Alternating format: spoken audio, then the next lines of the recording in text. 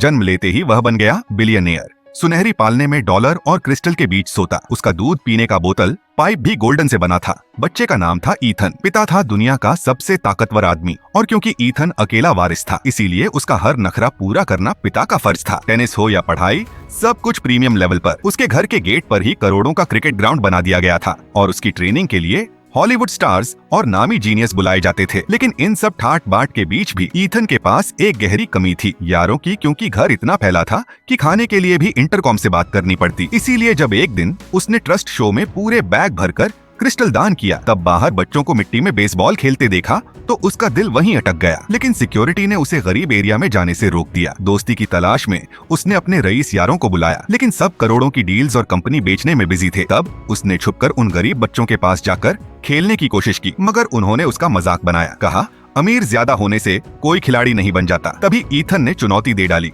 कि मैं अभी तुम्हें हरा कर दिखाता हूँ। उन्होंने शर्त रखी $10 की और गेम शुरू हुआ। पहली ही बॉल पर ईथन मुंह के बल गिर पड़ा।